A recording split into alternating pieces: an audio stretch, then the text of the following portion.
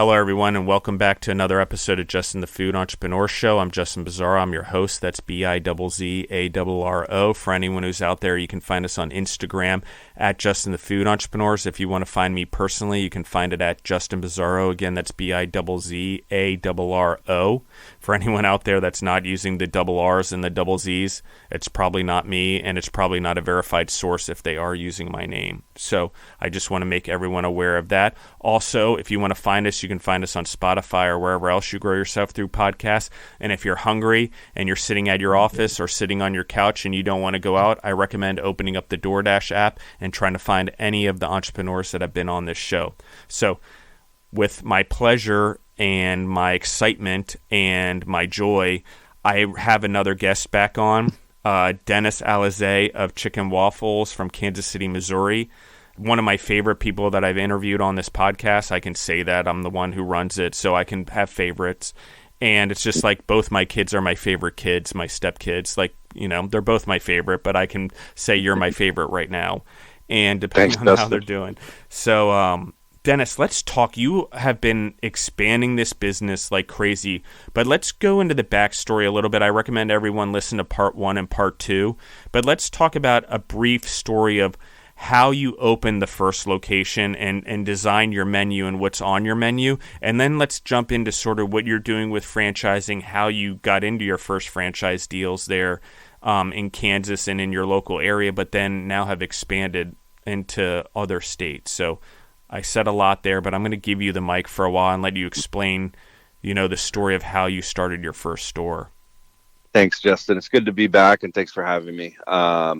Absolutely. Well, just a brief history about us. We started our restaurant in January of 2020. Excuse me. The concept was something that me and my wife came up with during her pregnancy. I was in the car business for 10 years. I was contemplating leaving, but I didn't know what I wanted to do next. I grew up in the restaurant business because my dad owned restaurants, and that's kind of all I knew was restaurants or the car business. Those are the only two jobs I've ever had. When she started having her pregnancy cravings, she was craving, sweet, savory foods. Chicken and waffles was, on the menu. And surprisingly enough, that's not like a regular food that she ever ate before. It just kind of happened when she got pregnant. We started, experimenting in our home kitchen and coming up with different variations of chicken and waffles. And that's where we came up with some of our signature sauces and combinations. And we got to a point where we pretty much designed an entire menu, a logo, a layout, colors, everything that we thought this conceptualized restaurant should look like. And then we just pulled the trigger and ended up opening up a location at one of my dad's old locations that he had just moved to, and it became recently vacant. And it was in a cool, hip part of town. And so just kind of the stars aligned. And then we opened up, and 2 months later, the pandemic hit. And we quickly had to figure our stuff out to figure out how we're going to survive this. Nobody knew what was going on during the pandemic, how long it was going to last. And so that kind of gave me the time to sit down and really figure out what was important on that menu. And we actually ended up shrinking the menu down, not just to size, but also to ingredients and taking that into consideration. And I think that's what helped us survive, is we came with a really efficient menu that, with just a few ingredients, a few items that we can execute really well, and not have to worry about, having too much on the menu or being out of stock of things or things going bad before you have a chance to sell them. And we made it through. And then franchising kind of just was, I guess, the next step into expanding this thing. And then that's the route we took. And we got lucky because our first franchisee was actually a former employee of ours. And he ended up partnering up with his mom, using her life savings to open up our first franchise location in South Kansas City, and they're doing great. And that was kind of our test run to see if this would work, and it did. And so since then, we've started to expand to other states. If I remember correctly, you also got into the drive-through business with the expansion of this employee a little bit, if I remember correctly. Yeah, absolutely. So our first location that our corporate store it has a very small footprint, and I think that's what makes it attractive to a lot of potential franchisees and investors and entrepreneurs. Our restaurant has 6 tables inside of it. And so obviously the majority of our business is takeout, order and go, and then online ordering, delivery, DoorDash, Uber, and whatnot. And so we figured we could come up with a way that the drive-through would be successful. With the franchisee wanting to open up a location, we actually ended up buying a former, it was a Long John Silver's. We bought the building. It was rundown building. I think we probably paid $300,000 for it. But it had a drive-through and it had a hood system in there. And so we ended up putting that franchisee in there, fixed the building up, made it look like a chicken and waffle, used all of our colors and logos. And then we had to figure out how are we able to get from order to window in 2 minutes, to make everything fresh and not, sacrifice any of our, core values as far as making the food fresh to order. And so it took a lot of experimenting, but we were able to come up with a system where we can get the food out in under 2 minutes, all fresh, made to order, whether it's chicken, wings or strips or waffles. And so we're pretty excited about that. And so that kind of became the next push, because drive-throughs, especially during the pandemic, were hot commodity, hot real estate. And so, we just kept our eye looking for different drive-through options and looking for people that wanted to franchise drive-through locations. And it also gave us the opportunity to offer more than one option when it comes to franchising this business, where we even have, virtual kitchens, / ghost kitchens, whatever you want to call them. And then we have the dine-in option, and then we have the drive-through option. And, each one costs different money, but it's perfect for, every type of entrepreneur and level of capital that they have. I got a question. So do you use delivery services at your locations, and is it something you're expanding into your franchises? I mean, and how do you manage that with your food and the waffles and the quality of your chicken? So the answer to your question is yes, we do. It's a necessary evil, and that sounds negative. If I could figure out a way where I didn't have to do that, I would. And that's simply because I honestly think, between DoorDash and Uber and Grubhub, just the fees that they're charging the consumer and the fees that they're charging, the restaurant owner is astronomical compared to the amount of service that you're getting. They're hiring, basically Uber drivers. This is a side gig for them. And you just can't control that amount of workforce. And so I wouldn't mind paying for a service that I felt the service was adequate, but it is what it is. You have to do it because that's the only way you can kind of keep up with, this industry and getting your name out there. What I've tried to do is direct customers directly to our website to order from there.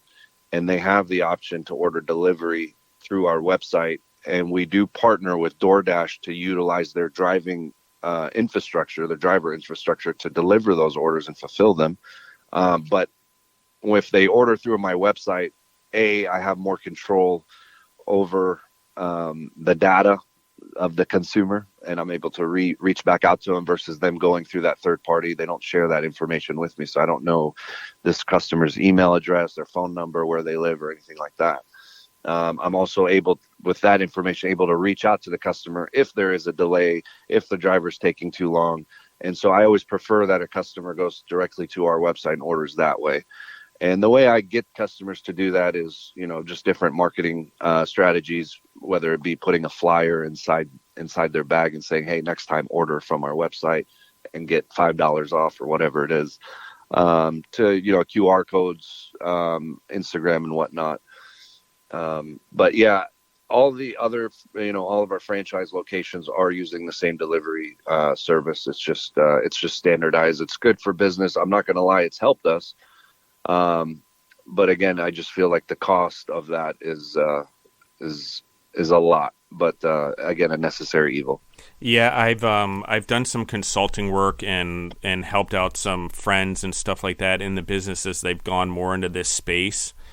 Because of the experience I have, because of some of the consulting I've done, because I really dove into the delivery space as this gatekeeper, and I wanted to learn more about it. So anyone listening in, that's why I've started the Night Dash-or. It's O-R because Dash-or is a copyrighted thing, and there's a different definition of Dash-or, which I thought was convenient for the term. So it is the Night Dash-or with Justin Bizzarro. I recommend everyone listen in. There'll be company mashups there and delivery matchups, but there's a lot of going into what are the downs and ups of delivery service and how can they be improved. But I will tell you this, like Uber's initial offer to the unwise is a 30% cut or a service fee for delivery of food. That's what they come in. That's their first offer. That's how high it is.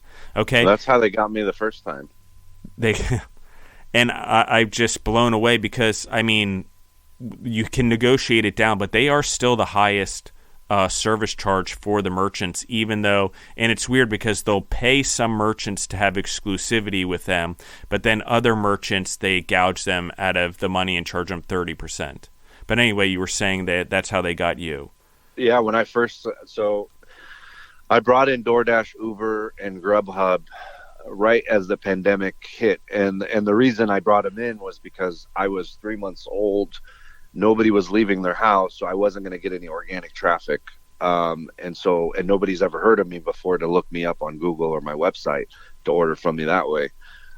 So I needed that exposure from those types of third-party delivery services. So I reached out to DoorDash, and mind you, my family owns restaurants and they have for 30 years, so they've already been using these services. So I already have access to what they're paying and what their contract says and what their volume is with them. And so I was using that as a guide.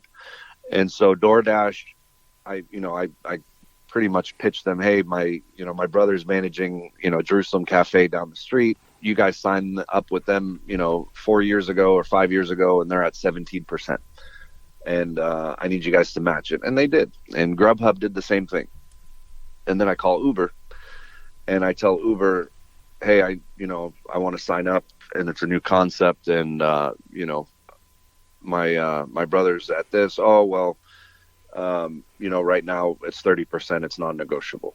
And I'm like, what do you mean it's non-negotiable? And then they're like, yeah, we're in the middle of a pandemic. Like they're using that to their advantage. They're like everybody, like, and the guy was so obnoxious on the phone. And I just felt like I needed it. Right. So I signed the contract with them at 30%. They send me their tablet. And I swear to you, it sat in a drawer. That tablet never got turned on. I didn't even upload my menu on Uber just because of how upset I was about the 30%. And I was like, you know what, I'm just going to deal with DoorDash and Grubhub, and I'm just going to hang on to their tablet till somebody calls me and says, hey, we noticed you haven't had any orders. And a whole year went by and nobody called. And I think after a year, somebody reaches out and, hey, we noticed that you've been signed up with us for a year and you haven't done any orders. And I told them, yeah, absolutely. And it's because you guys were asking 30%. And the guy that I was dealing with was very obnoxious. And so obviously they escalated to another manager and I start talking to them. And I was like, you guys could have had a piece of this pie. I'm doing, at this point, a year into it, I was doing, with DoorDash alone, I was doing like $45,000 a month in sales with DoorDash.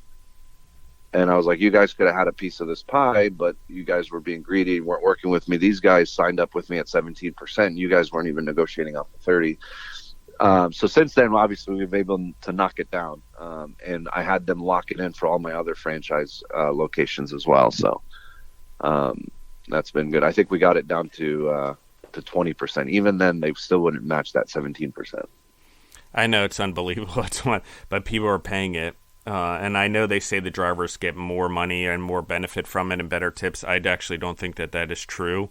When you drive up the price so much, people are willing to tip less. It becomes, what are they willing to pay for the food? And they're already almost paying double in some cases because of the service charge and the delivery fee. And the service charge, I'm talking about the service fees these places charge on top of a delivery fee, and then on top of having to tip the driver. So I would argue that it does not work for them. I would say that the greed of the measure is, and while everyone's like, oh, Uber, and they benefit from the drivers and the Uber eaters, and I get it, and I get what you're trying to do, I would say DoorDash is outmaneuvering them just from not lowering their prices, starting to get their prices back down, and also looking at the model much differently than the other concepts. So I think it's interesting. We'll see what happens. And, the Grubhubs and the Chow Nows and the Postmates, I feel like are playing a little bit of catch up. But I'm interested to see how they do it. That's why I asked the question, because I just think it's such a future. And they're such gatekeepers to our business. And it's hard. Now, I would recommend people build their brand a little bit before they turn those on, because they own your customers. And it's no different than Amazon. It's like going to Amazon. Amazon owns your customers. You don't. And so for anyone who's in consumer packaged goods for food, and that's a tough one. While it's a great avenue and you make lots of money, you don't end up owning it. And if there's a brand that becomes imitatable, or Amazon can create Amazon basics for it, it goes to the wayside. So, and just so everyone's aware, I am very aware that probably some of these delivery companies are considering their own concepts in many different ways. So it's just something to be aware of for all the entrepreneurs out there listening in, that I would say that keep your friends close, keep your enemies closer. And just because they're not a competitor in your field doesn't mean that this isn't a competitor to you, even though they're a necessary evil, as Dennis discussed. So let's talk about... To your point, before we move on, and that is a good point. And again, that's why I like when customers go to my website, because then I own the data of their contact information. But Uber, specifically Uber, their former CEO, who was, basically put to the side. I think there was some scandal a few years back with him. But he started a company called Cloud Kitchens, which is now the largest shared combined kitchen, ghost kitchen facility in the whole country. And they open up in different cities. There's one here in Kansas City. I've had numerous meetings with them because they're trying to get Chicken and Waffle to open up in multiple cities, and they're offering me pretty good deals to do so. But the guy who owns it and runs it is the former CEO of Uber. And obviously there's still ties with him in Uber, as much as they try to say that there isn't. And he tries to stay under wraps on that too. When I called them out on it, because I did my research, they said, yeah, we don't really talk about the CEO because we just don't want anybody to know we're connected to Uber, but they are. And what ends up happening, at least what I see happening in the future, is Uber is going to take the data. They're going to see what stores are performing the best, which concepts. They're going to make their own, and they already have the infrastructure all over the country at that point to put these ghost kitchens, hire 3 or 4 employees to fulfill these orders. And then now all of a sudden you have a copycat concept of yours in your city competing with you.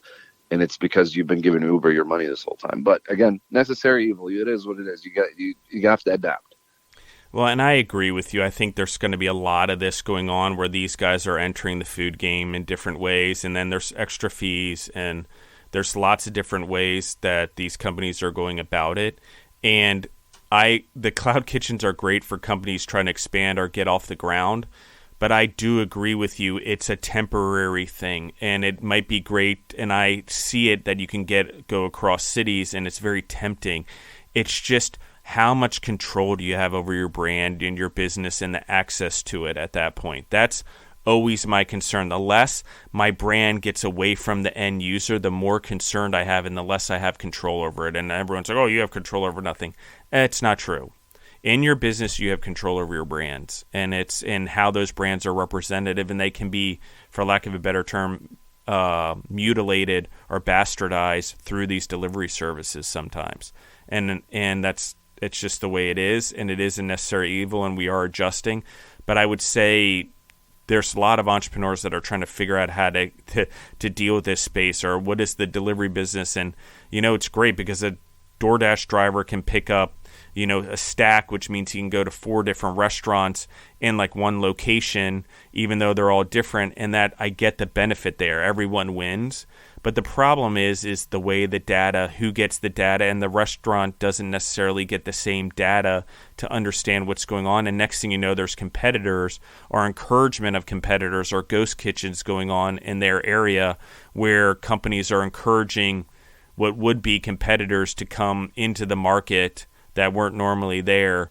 And I'm not saying you should worry about competitors. You should worry on doing the best that you can. But it's a little bit of a problem when you have these companies bringing like Goliath to your doorstep versus going to fight them in the field. So I just want everyone to be aware of that. You really need to do your research. It's not deterring you in the food game or from doing delivery services. I agree they're a necessary evil right now. But I think there is, from an entrepreneurial standpoint, making sure that, to Dennis's point, that you own a lot of this information, encourage people to go to the website to order food. And even though it may get delivered by one of these drivers, if you outsource it, which is a whole other crazy cost, it's better to just have control over your brand and the way it's done, and not let the gatekeepers, because literally if you're busy and the drivers are checking like, oh, they're busy or they're so wait, they will literally stop your thing from appearing on searches so you don't get any more orders. And I get it. They're trying to maximize the driver's time and be efficient or whatever, but they can literally turn off the orders whether you do or not based on how busy you are. If you're running like behind or you're not able to manage, they're making the decision for you on how to handle those orders and those customers. So weirdly, busy used to be a good thing. You'd want people to see that you were so busy that it would create demand and scarcity, but they're taking that out of it. So the lines out of it, the busyness out of it. So when your restaurant's doing really well and you want everyone to see how busy it is, we're almost doing the opposite, just so everyone's aware. Dennis, are you still there? Yes. Cool. Talk to me about franchising. Talk to me about the bumps in the road. Like, I don't want to get so much into the ones we've already discussed, which is the local ones, and I think everyone should go back and listen. But let's talk about now you're expanding across state boundaries. You're having to interview and, for lack of a better term, grade potential franchisees. How are you going about all of this? Like, take as much time as you want. Yeah, so my initial concern with franchising, and I'm sure everyone that would consider franchising would have this concern, is you're basically giving your baby to somebody, and I guess it's control as well, because you do things a certain way, you run your restaurant a certain way, you have certain expectations, certain standards, and you want to make sure that you can enforce those standards, cross country. And I guess that was my biggest concern. Obviously, with those concerns, what ends up happening when you become a franchise and you develop a franchise disclosure document is you're going to put all that in writing. You're going to put what your standards are, what you're expecting to happen, what you want to happen, when you want it to happen, and then you're putting it in your operating manual. And I guess as it's basically, your franchise is going to be as good as the effort that you put into developing it. And so my recommendation is having those policies and procedures in place, and then constantly updating them day after day, month after month, and then communicating that to the other franchisees. Now, with that being said, and that being a concern, obviously matching up an entrepreneur with your concept is important. I get tons of franchise inquiries. People go on our website, or they find us through one of the franchise brokers, and they say, hey, we're interested in franchising. And the things that I have to consider is, A, what's the location, what's the demographics of that area, and more importantly, the person that wants to franchise. Is this going to be their full-time focus? Is this a side gig? Is this just a side investment? Is it somebody who's using, somebody else's money, and so they really don't have that much skin in the game, but they've managed to talk someone into it, whether it be a dad or a father-in-law, whoever it is. And then there's also, the experience. Has this person worked in restaurants before? Has this person managed people before? Have they been responsible for any type of P&Ls? Any of that. Those are all things that I have to look at. And it's not just about, oh, this person is saying they want it, they're going to pay me this franchise fee.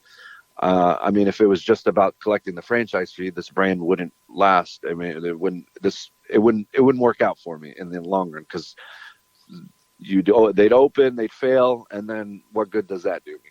It hurts the brand in general. So sometimes you have to turn money down, and turn people away, for one reason or the other. So what we do is we have a series of questions and a series of qualifications, that are asked. Obviously the basic questions as far as location of the franchise, past experience, net income, income, capital, liquid capital available, if they're going to need financing, what their credit's like, and then do they have business partners? Those are all questions that we need answered up front, and those are all in the initial questionnaire that gets sent to them. Once that's answered, I review it, and that'll kind of give me an idea of what I'm dealing with. And then either myself or we have a person that our franchise development manager, essentially, it's a position that we've created recently, will reach out to that person and do another interview. At some point, there's going to be a Skype Zoom call with me where I get to ask them questions and kind of figure out who that person is on a personal level. I'll ask them questions about family, hobbies, different circumstances in life and stuff like that, just to kind of get a feel for what their personality is and if we're going to click. Because this is a 10-year engagement between me and this other business person. And so we're going to have to get along for 10 years.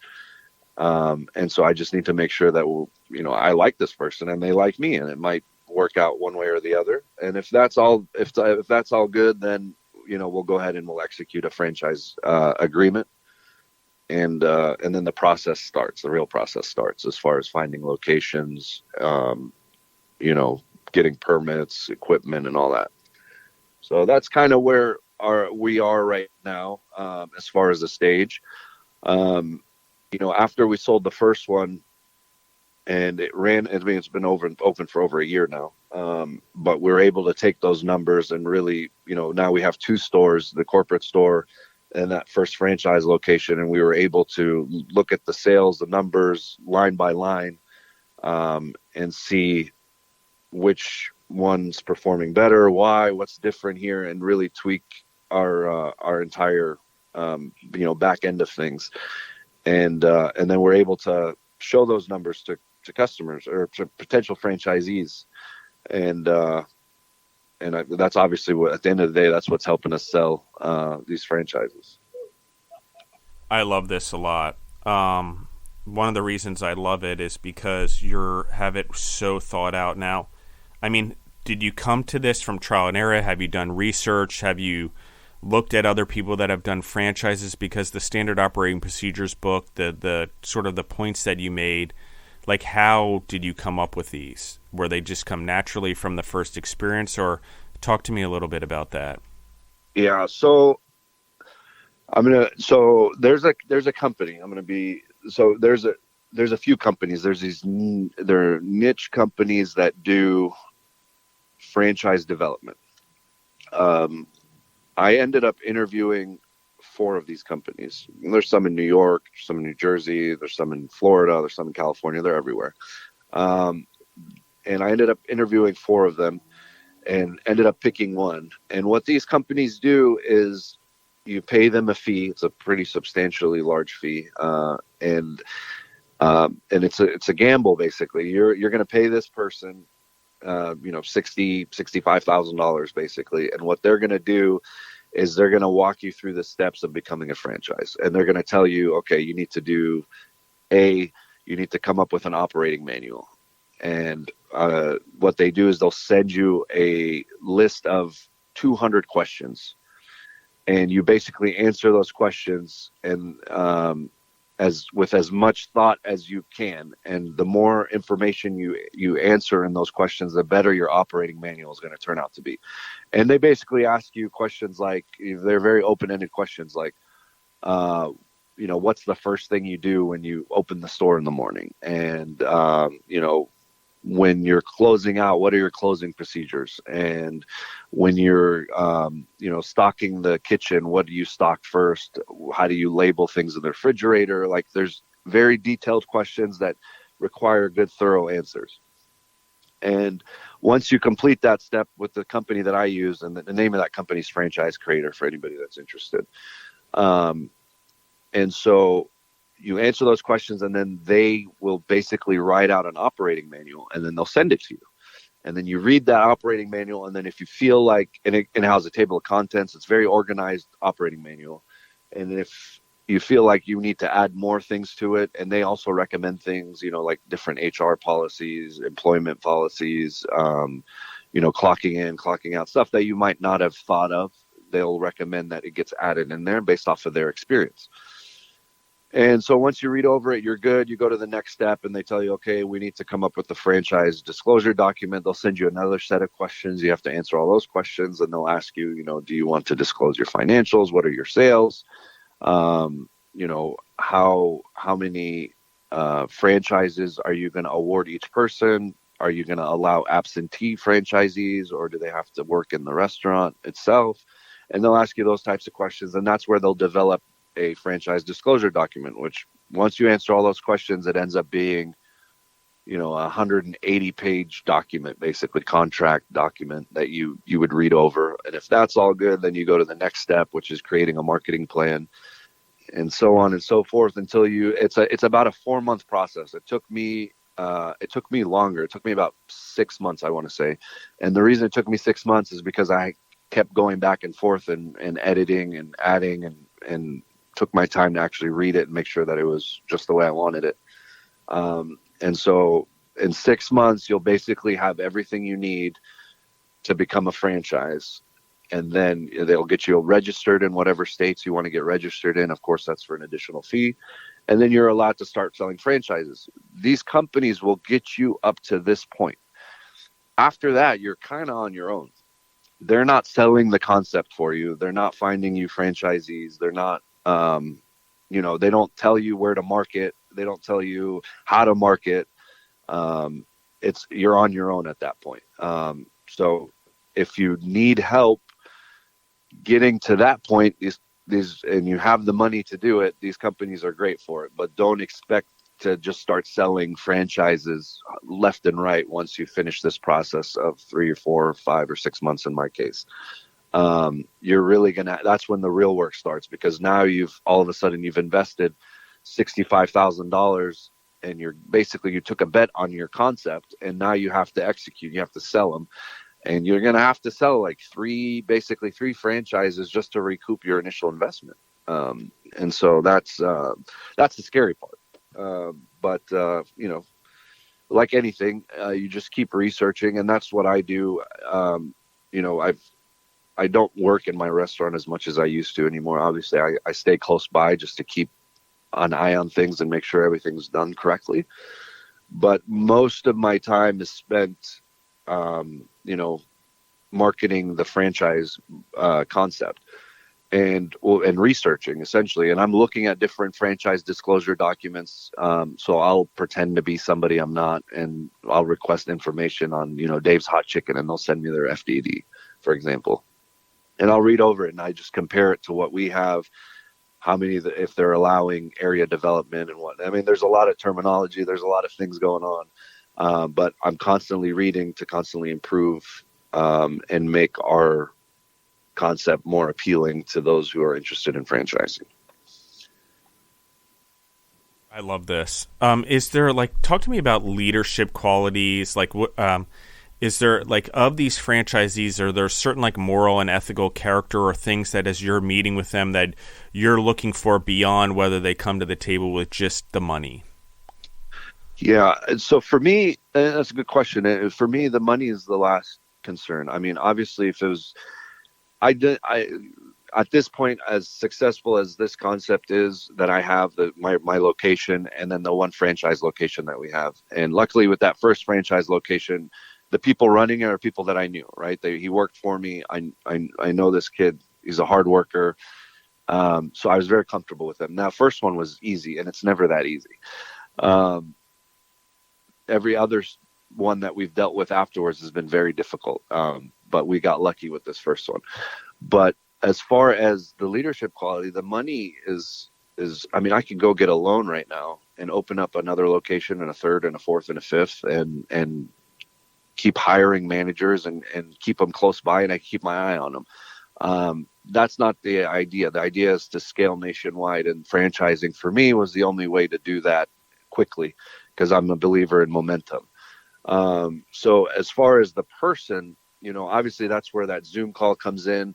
Me personally, right now, I fly out, I have to meet this person face to face. And so, for example, the Arizona people, our first Arizona franchisee from Phoenix, ended up flying into Kansas City. And I told him, I was like, listen, you're going to invest, you're going to take us out of Kansas City into another state.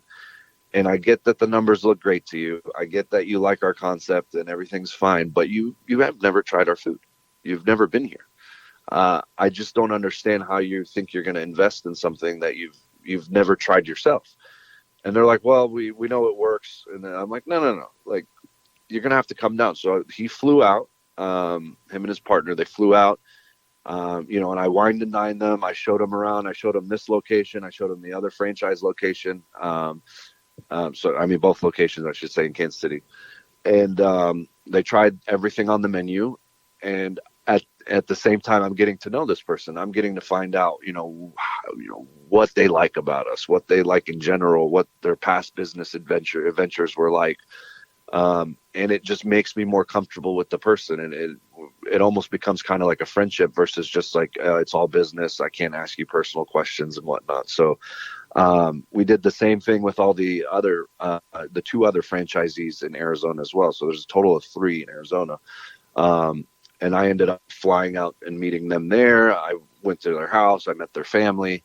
And you get a sense of how that operation is going to work. So franchisee number 1 in Phoenix is a business guy. He owns, 10 different restaurant concepts. That's what he does.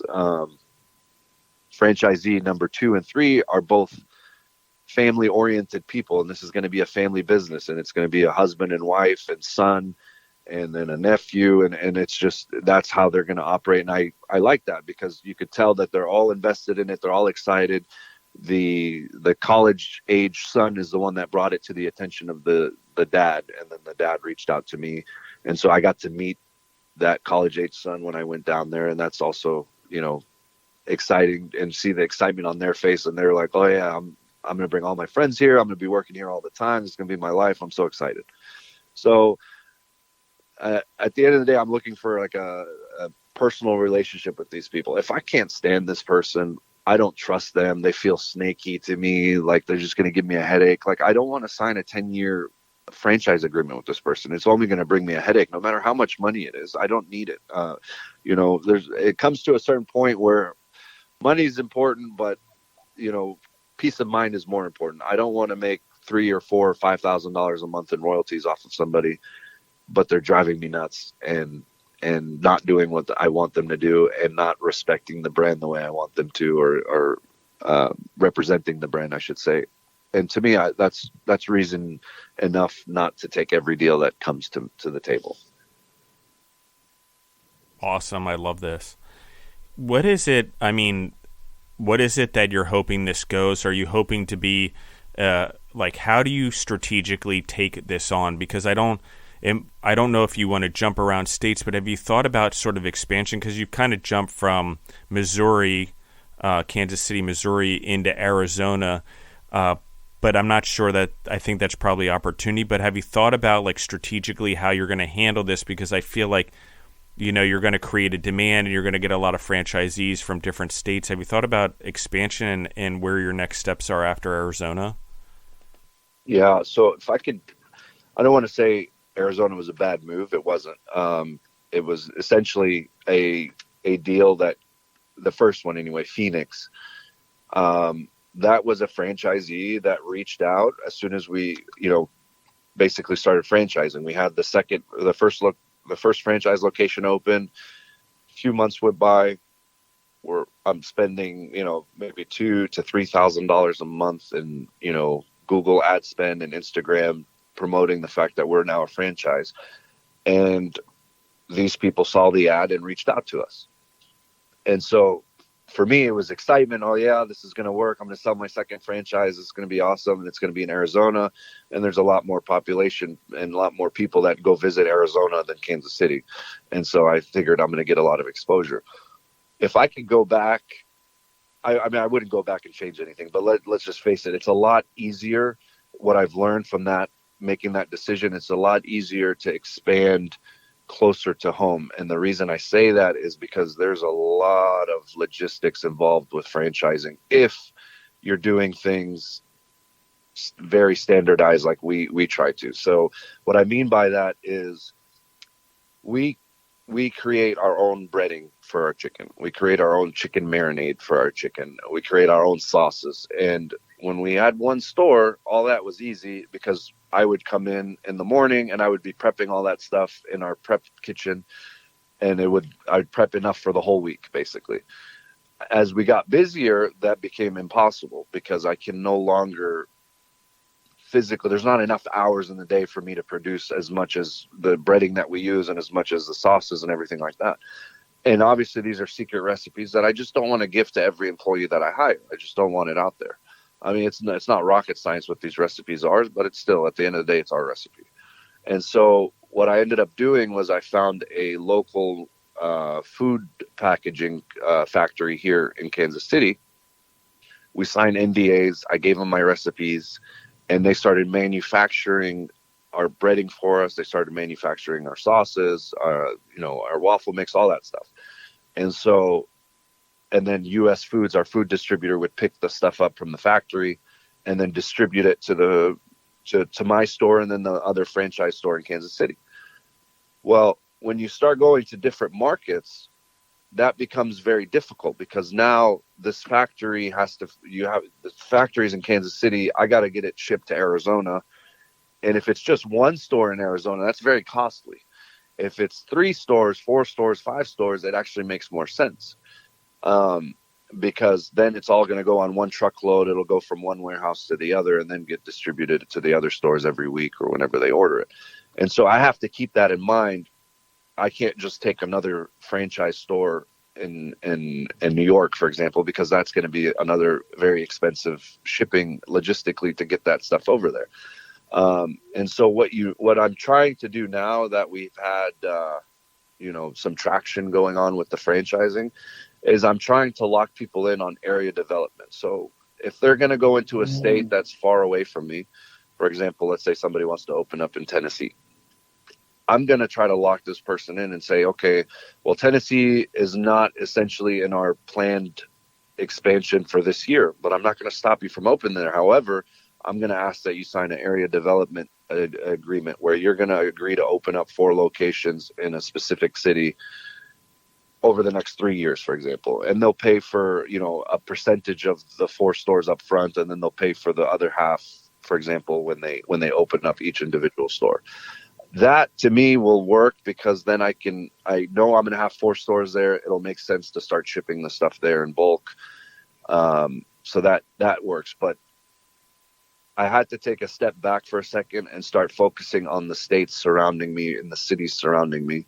And that's what we've done now. So we've really taken our marketing and instead of trying to cast this huge net across the country, we're specifically picking, surrounding states right now because Kansas City, there's only so many chicken and waffles that it can fit. We're getting ready to open up 2 more here in Kansas City this year. And I think that kind of taps out Kansas City at that point. So now we're going to have to go to surrounding states or surrounding bigger cities or college towns, I should say. And looking for franchisees there. I like this a lot. I like the 4 package deal in the city. I also like, if there's area development, also like territories, a little bit what you mentioned, but making sure that they can at least open 4 first and go from there. The reason I like it is because one of the groups I'm currently with and we're building and we're getting into the food spaces, we have looked at franchises and what franchises are appealing. And obviously your names come up just because I know you and what a grand brand you built. But I like that's not, okay, I just have one and now I'm going to compete with other people in my own zone. There's sort of this agreement that I'm going to develop this city or this territory, and I'm going to start out with 4, but I'm going to, I want 10 or I want 12. That's what every franchisee should want. They shouldn't just want to stop. And I find this really great because recently we've seen like Burger King franchises go under, franchisees, and we've seen maybe 1 or 2 McDonald's franchisees go under.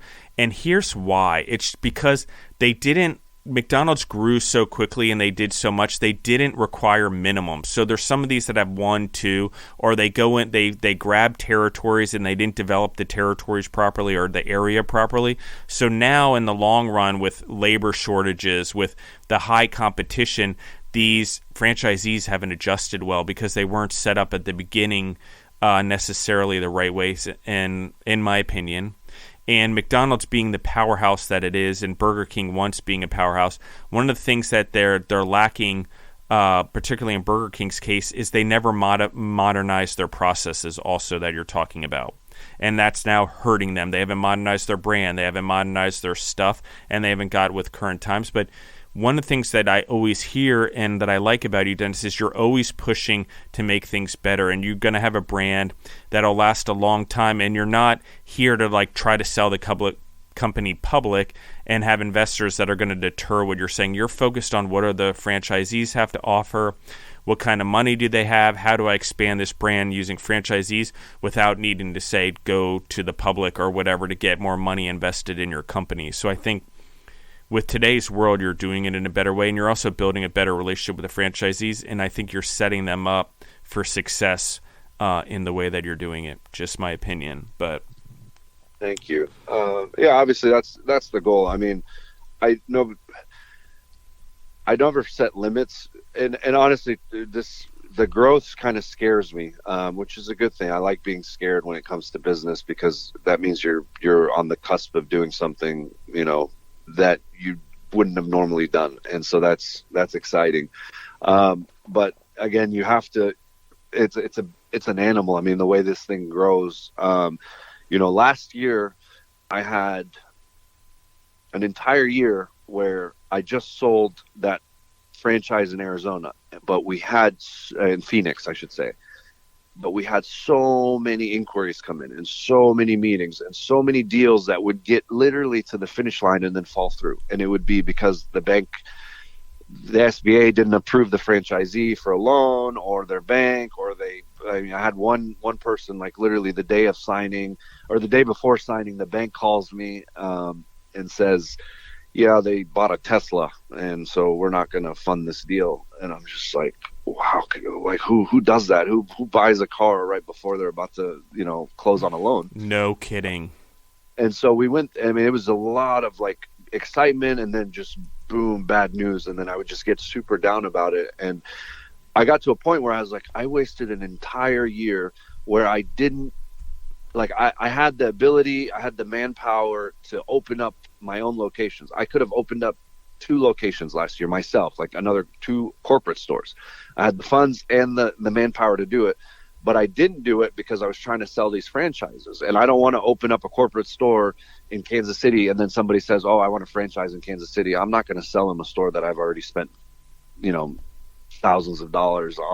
of thousands of dollars on to open, and it's operating. That doesn't make any sense. I would keep it at that point. And so I stopped myself from opening corporate stores thinking I'm going to sell these franchise locations. And then they all kept falling through, and it's really discouraging. And I think that's what a lot of people don't see. And so, from the outside looking in, you see, oh, this company's been open for, 3.5 years, and they have, this many locations, and they open up in Arizona, and it just looks like it's happening really fast, but it's really not. And there's so many no's to the few amount of yeses that we've had. But I think I'm at a point right now where it's very exciting because everything seems to be running just the way we want it to. And, like I said, we're on pace right now. By the end of the year, we'll have 9 locations up and running, open. whether it be in Kansas City, Arizona, Texas, and then Tennessee as well. And then we also have one more location that's actually opening up overseas, but that's a different story. The Tennessee market is ridiculous. Nashville is booming at a rate that's like New York City. They can't expand because they basically have weirdly Los Angeles outside its borders, and they're in a valley and surrounded by a river and all sorts of other crazy things and highways and whatever else they did there. And so I think that's one of the top markets. I think Tennessee from a food market, Memphis, even Chattanooga, a lot of these places are just starting to boom down there. And, you know, while I would say there's issues with workforces everywhere, Tennessee and those cities don't suffer from the same slower paced workforce that the rest of the southern states have. And I will say that probably people will be like, what are you talking about? I'm dead serious about this. I've done business in Roanoke, Virginia for over 24 years. And I've done business in Atlanta and other southern states, and there's a slower pace of work. But while it may have existed in Tennessee, I would say it doesn't exist as much anymore based on the booms of cities like Memphis, Chattanooga, and Nashville. So I love it there. I love that you're going there. And if I were going to do something, that's where I'd put my money to. And if you're any restaurateurs out there, Nashville's a booming place. Like, it's New York City, Chicago, Los Angeles, all mixed in one, and plenty of room to grow. And weirdly, there's so many people moving there and living there, and all the real estate is going through the roof, no different than Denver. So I like that you brought that up. Dennis, as we sort of wrap things up here, I want to give you a little bit of time. If you could, talk about the things you've learned the most in this franchising experience, and anything that you wish you would have known now that you knew then that you know now when you started this process. Could you just help the audience? Because I think you've really dove into this franchise concept, and you're really approaching it. While there's trial and error, I think there's just a lot of exceptional wisdom coming out of it. So the first thing, I think the number one lesson that I picked up is don't do the negotiating. Our first few leads that came in, I would be the one, I would be the point of contact. I'm the first point of contact, and I'm the last point of contact for that potential franchisee. And the issue that I found with that is you have somebody that calls in, says they want a franchise. So I'm like, okay, so I reach out to this person, and it's my brand. I built this thing, and I'm excited about it. And so I'm like talking about how awesome the brand is and all the stuff that we've done. And I might be talking too much. I'm selling it too much. And then they start wanting to negotiate, whether it be they want to negotiate the franchise fee, or they want to negotiate the royalties, or how much time I'll give them to open, or how big the territory protection is going to be as far as a radius. And the problem with that is they know at this point I am the decision maker. And so when they they say, okay, listen, I'll do it, but I need the franchise fee to be $20,000 instead of $25,000. And I'm excited, right? Because I'm like, okay, I got this guy on the hook. He's going to buy this franchise. What's $5,000? I'm thinking about the royalties at this point. Sure, I'll knock off 5, or I'll knock off 10, or whatever it is.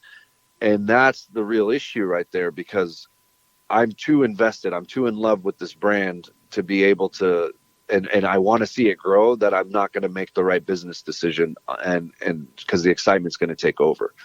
And so I created this new position, which is our franchise development manager.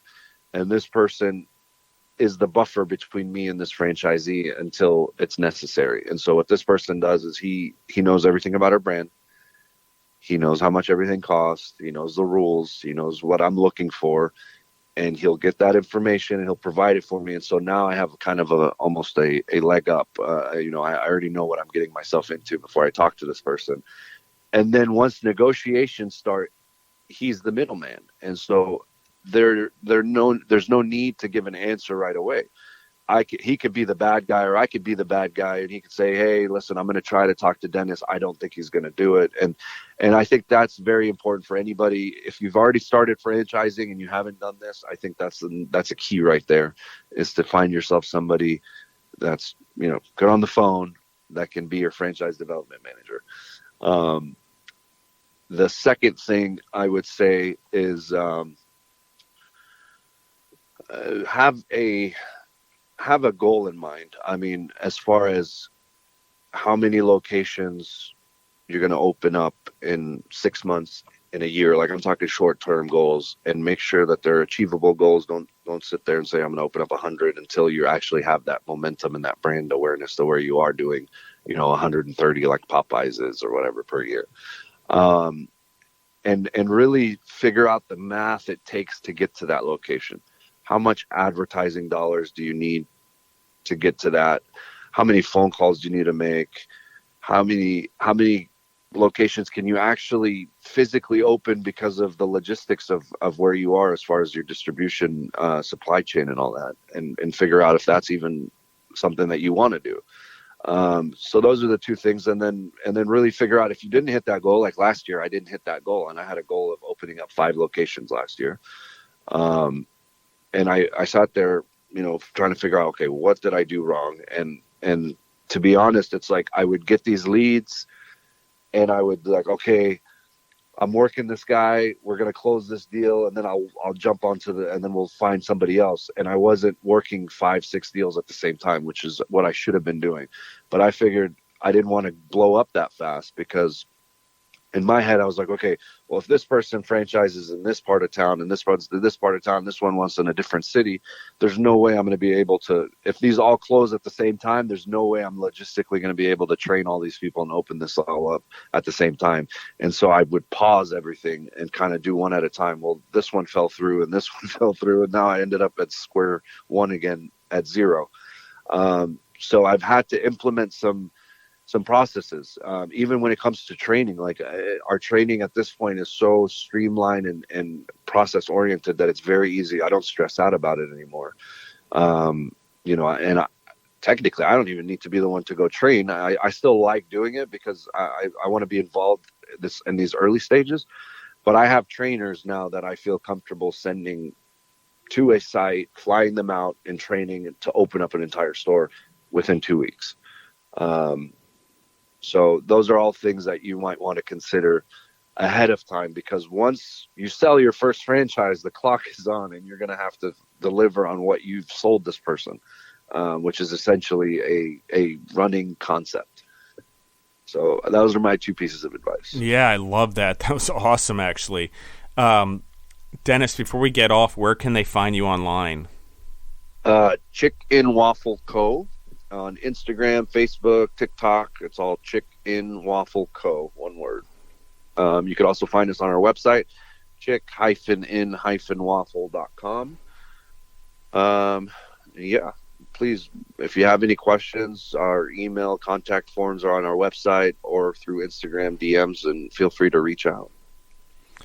Awesome. And thank you again for coming back on the show for a part 3. I really appreciate you. I think you're, like I said, one of my favorite individuals. You pay attention to details. You're very thorough and you do your homework and in your growth, and you're willing to learn from your mistakes quickly and pivot, which I think are all high qualities of a human. And not to mention, I think you're a great leader for your family and for your business. So I just want to plug that in there, that you're doing a good job, even though it doesn't feel like it. And we all are human and we have things, and it's always progress over perfection. But I just want to compliment you. I believe in the entrepreneurs on the show, obviously, but I also really can see you blooming and your potential going through the roof. Obviously, you grew up in car sales, which I didn't even get into that question, what that helped you do in your business, but I think we'll have to wait for a part 4 maybe over the next 4 months, and we'll dive into some of those other questions, because I want to see how your growth happens across multiple states, and then definitely get you back on the show. So I appreciate what you're doing for sure, and creating jobs and giving opportunities and giving other Americans the American dream to have their own sort of independence as business owners. So that's really cool. Thank you, Justin. It's always a pleasure. And thank you so much for inviting me. Thank you for the kind words. Absolutely. And thank you, more importantly, for, giving me or entrepreneurs like me a voice to kind of, air out our wins and our losses and learn from each other. I mean, I listen to your podcast and I learn things from it all the time. So what you're doing is awesome, and keep it up. And thank you. Yeah, I appreciate that very much. I do work hard, as all entrepreneurs do, and I do believe that the best benefit is the growth of the humans and the impact and influence on the lives we make. So I appreciate that. That means a lot to me. Everyone that listens in, I obviously love you guys too. I really appreciate you guys and the increased downloads like we talked about on some other podcasts, and just going through the roof on a daily basis and seeing that increase across the world. Thank you guys. Thank you for the comments, the shares, the word of mouth. Again, if you guys like what's going on here, the best thing you can do, and you like chicken waffles, I'll be honest, since people ask how do we help entrepreneurs that we're favorite of, it's not only giving them 5 stars on one platform for their episode or writing good reviews on comments. You can find them on Amazon and Spotify and iTunes and all these others. Other syndications, Google, and you can write good stuff about their episodes on there too. That helps promote their episode. That helps get their voice out there. Anyone who's interested in doing that, it obviously helps the podcast indirectly or directly, depending on how you comment, or if it's on an episode versus the show. But either way, it all helps to what we're doing and getting the message out there, and our purpose, which is to help other entrepreneurs out there, for them not to feel alone, so we can grow at a rapid rate, so we can protect, the freedom, the liberties, and the capitalism that goes along with being food entrepreneurs. And there's a voice around the world that's uniting us, and it is food and it is entrepreneurs, because we have such impact by building dreams big enough to fit so many other dreams in them, and so many other families' dreams and kids' dreams of those members in those dreams as well that we create. So that's really important. I also want to just give a plug a little bit here. We have relaunched the Centurion Leadership Battalion show with Justin Bizzarro. That's on Spotify as well, or wherever else you grow yourself through podcasts. And so is the Night Dash Hour with Justin Bizzarro that we've launched. As we record this, there's 3 episodes out there, and there'll be more coming. We're going to do 1 to 2 a week. They are related to the delivery businesses that we just talked about. Who are the winners and losers? Who are doing it right? What can we learn from them? And also, what are some of the things that the dashers or the delivery drivers are facing that the merchants or the customers or the clients can help them with, to help maybe drive down the cost or help give a better experience? So that's all on there. And then lastly, I will plug this is second to lastly, I will plug the Justin Ryan Bizzarro show, which is an entrepreneur show. Musicians, artists, athletes, just like this show, but it's outside the food space. Since we had so much interest from people wanting to be on the show, even though they weren't directly in the food space, we've spun off another show called the Justin Ryan Bizzarro Show. There'll be a little bit of Johnny Carson type show on that. We'll have a little more entertainment, just because the nature of the actors and musicians and entertainers and whatever you name it, athletes. But there also is a little piece that we're going to deal with society, just no different than the Mary Tyler Moore show was for upcoming women back then. What is it like to be male, myself, in society today as an entrepreneur and living the life that I live? So there's going to be a reflection there as well, if anyone wants to listen in. And then lastly, follow us on Foodtopia TV on Instagram. There's going to be a lot of cool stuff coming out there. We are in the development of a TV show. We are pushing 18 seasons over 12 years. And I can say that right now. I won't tell anyone any more details, but if you want to follow us on there and you want to give us some love, you can find out about details. We'll be leaking out information there. We'll be talking about when we start recording in the fall and where we're going to be doing that as the months progress. So if anyone's out there, follow us on Foodtopia, Foodtopia TV. That's on Instagram. And the show is actually called Foodtopia, Eat, Love, Learn. And you guys can guess what it's about based on what I do on this show, but on a worldly scale. So it's kind of cool. So thank you for everyone for listening in again. I love you guys. You can find me on Instagram at Justin the Food Entrepreneurs or at Justin Bizzarro, Bizzarro, and we're out.